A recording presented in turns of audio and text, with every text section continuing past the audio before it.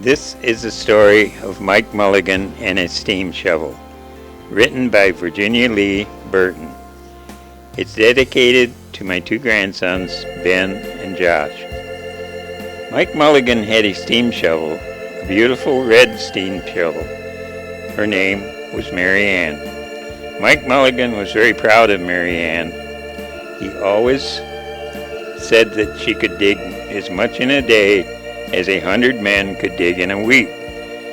But he had never been quite sure that this was true. Mike Mulligan and Mary Ann had been digging together for years and years.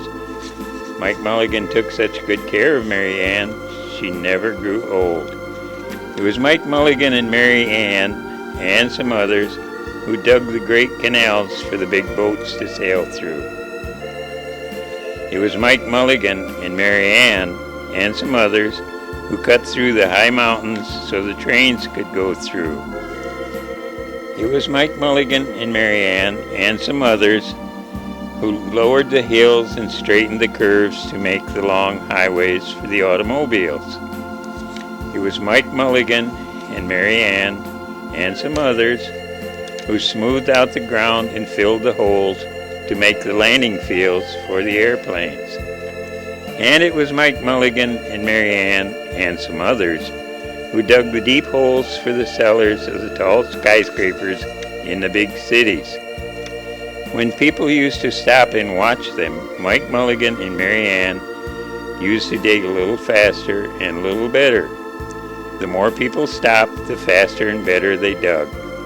Some days they would keep as many as 37 trucks busy hauling away the dirt that they had dug. Then along came the new gasoline shovels and the new electric shovels and the new diesel motor shovels, and it took all the jobs away from the steam shovels. Mike Mulligan and Mary Ann were very sad. All the other steam shovels were being sold for junk or left out in the gravel pits to rust and fall apart. Mike loved Mary Ann, and he couldn't do that to her. He had taken such good care of her that she could still dig as much in a day as 100 men could dig in a week. At least he thought she could, but he wasn't quite sure. Everywhere they went, the new gas shovels, the new electric shovels, the new diesel motor shovels had all the jobs. No one wanted Mike Mulligan and Mary Ann anymore.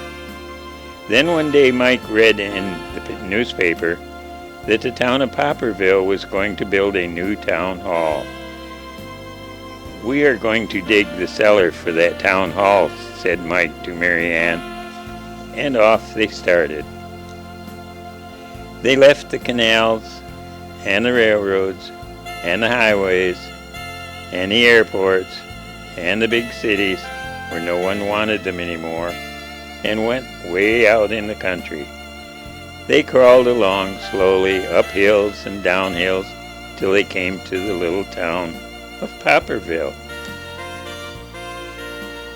When they got there, they found that the selectmen were just deciding who should dig the cellar for the new town hall.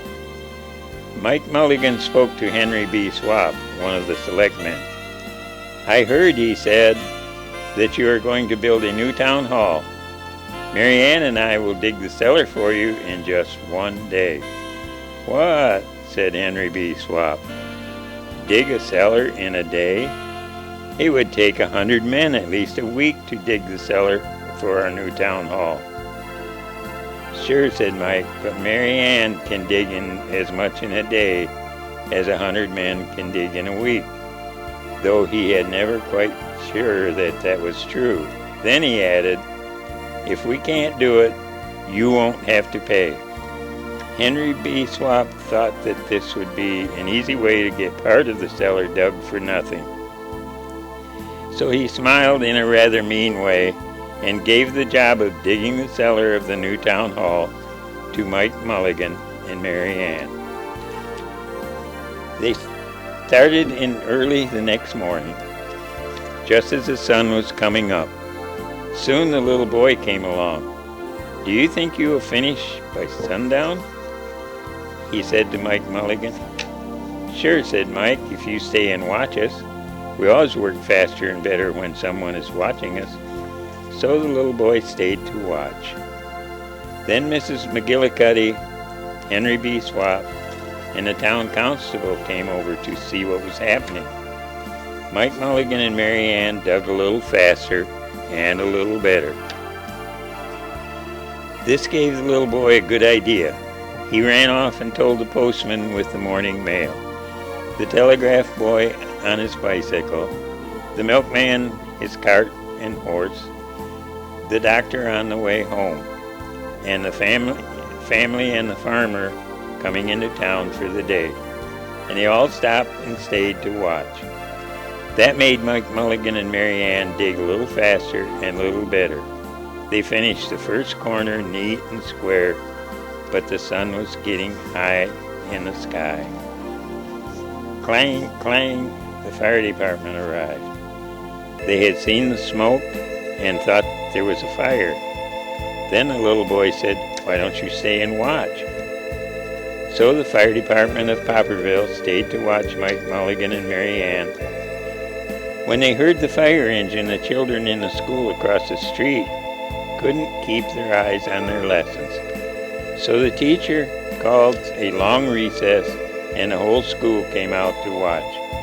That made Mike Mulligan and Mary Ann dig still faster, still better. They finished the second corner neat and square, but the sun was right up in the top of the sky. Now the girl who answers the telephone called up the next towns of Bangerville, Popperville, Kipperville, and Copperville, and told them what was happening in Popperville. All the people came over to see if Mike Mulligan and his steam shovel could dig the cellar in just one day. The more people came, the faster Mike Mulligan and Mary Ann dug. But they would have to hurry. They were only halfway through and the sun was beginning to go down. They finished the third corner neat and square. Never had Mike Mulligan and Mary Ann had so many people watch them. Never had they dug so fast and so well, and never had the sun seemed to go down so fast. "Hurry, Mike Mulligan, hurry, hurry," shouted the little boy. "There's not much time left." Dirt was flying everywhere, and the smoke and steam was so thick that the people could hardly see anything. But listen. Bing, bang, crash, slam, louder, louder, faster and faster. Then suddenly it was quiet. Slowly the dirt settled down, the smoke and steam cleared away, and there was the cellar all finished. 4 corners neat and square, 4 walls straight down, and Mike Mulligan and Mary Ann at the bottom. The sun was just getting down behind the hill. "Hooray!" shouted the people. "Hooray for Mike Mulligan and his steam shovel. They have dug the cellar in just one day." Suddenly, the little boy said, "How are you going to get out?" "That's right," said Mrs. McGillicuddy to Henry B. Swap. "How is he going to get his steam shovel out?" Henry B. Swap didn't answer, but he had smiled in a rather mean way.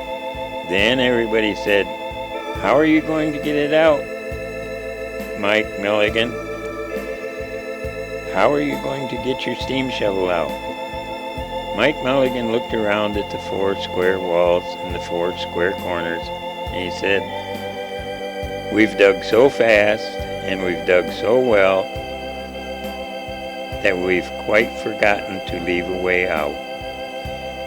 Nothing like this had ever happened to Mike Mulligan and Mary Ann before, and they didn't know what to do. Nothing like this ever happened in Popperville. Everybody started talking at once, and everybody had a different idea. And everybody thought his idea was the best. They talked and they talked, and they argued and they fought till they were all worn out. And still no one knew how to get Mike Mulligan and Mary Ann out of the cellar they had dug. Then Henry B. Swap said, "The job isn't finished because Mary Ann isn't out of the cellar, so Mike Mulligan won't get paid." And he smiled again in a rather mean way. Now the little boy, who had been keeping very quiet, had another good idea. He said, "Why couldn't we leave Mary Ann in the cellar and build the new town hall above her? Let her be the furnace for the new town hall, and let Mike Mulligan be the janitor. Then you wouldn't have to buy a new furnace, and we could pay Mike Mulligan for digging the cellar in just one day." "Why not?" said Henry B. Swap, and smiled in a way that was not quite so mean. "Why not?" said Mrs. McGillicuddy. "Why not?" said the town constable. "Why not?" said all the people. So they found a ladder and climbed down into the cellar to ask Mike Mulligan and Mary Ann. "Why not?" said Mike Mulligan. So it was decided, and everybody was happy. They built the new town hall right above Mike Mulligan and Mary Ann. It was finished before winter. Every day, the little boy goes to see Mike Mulligan and Mary Ann, and Mrs. McGillicuddy takes him a nice hot apple pie. As for Henry B. Swap, he spends most of his time in the cellar of the new town hall, listening to the stories that Mike Mulligan has to tell, and smiling in a way that isn't quite so mean. Now when you go to Popperville, be sure to go down in the cellar of the new town hall. There'll be Mike Mulligan and Mary Ann, Mike in his rocking chair smoking his pipe, and Mary Ann beside him, warming up the meetings in the new town hall.